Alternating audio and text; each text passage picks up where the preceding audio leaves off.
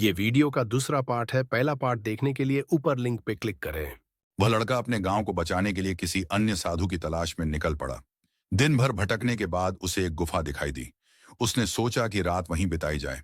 गुफा में प्रवेश करते ही उसने देखा कि एक साधु महाराज हवा में तैर रहे थे। लड़का उनके पास गया और हाथ जोड़कर बोला, महाराज, मेरी मदद कीजिए। मुझे अपने गांव को बचाना है। केवल आप ही मेरी मदद कर सकते हैं। लड़के ने अपनी सारी परेशानी साधु महाराज को बताई।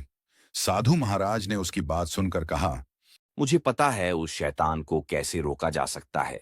तुम्हें वही करना होगा जो मैं कहूंगा। तभी तुम अपने गांव को बचा पाओगे और शैतान को हमेशा के लिए खत्म कर सकोगे। हाँ महाराज, जैसा आप कहेंगे मैं वैसा ही करूंगा।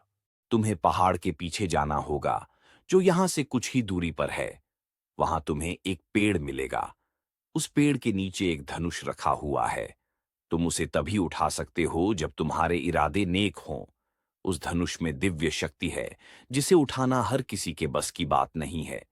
लेकिन तुम्हारे इरादे नेक हैं, इसलिए तुम उसे उठा सकते हो। लड़का धनुष की तलाश में निकल पड़ा। रास्ते में उसे एक गिरा हुआ पेड़ मिला जो उससे मदद की गुहार कर रहा था। लड़के ने पेड़ को उठाकर फिर से लगा दिया। आगे बढ़ते हुए उसे एक आदमी मिला जो अपना सामान नहीं उठा पा रहा था। लड़के ने उसकी मदद की और उसका सामान उठाकर उसके साथ चलने लगा। थोड़ी दूर जाने के बाद आदमी ने कहा, तुम यहीं रुक जाओ और मेरा सामान यहीं उतार दो। लड़के ने वैसा ही किया और फिर आगे बढ़ गया। अंततः वह पेड़ के पास पहुंचा और धनुष को उठा लिया। वह धनुष लेकर साधु महाराज के पास लौट आया। साधु महाराज ने कहा, तुमने रास्ते में एक पेड़ और एक थके हुए आदमी की मदद की। ये तुम्हारी परीक्षा थी। साधु महाराज लड़के के साथ उसके गांव गए।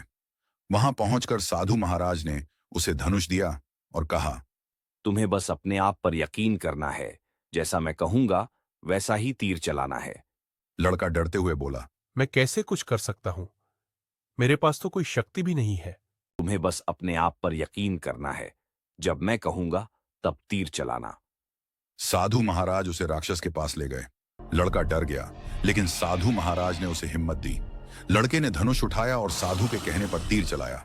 तीर राक्षस को लगा और वह मर गया। गांव वाले बहुत खुश हुए और साधु महाराज और लड़के का धन्यवाद किया। गांव का तालाब फिर से भर गया और लोग उसका इस्तेमाल करने लगे। वीडियो पसंद आए हो तो चैनल को सब्सक्राइब करो और वीडियो को लाइक कर दो और कमेंट में बताओ कि वीडियो कैसी लगी।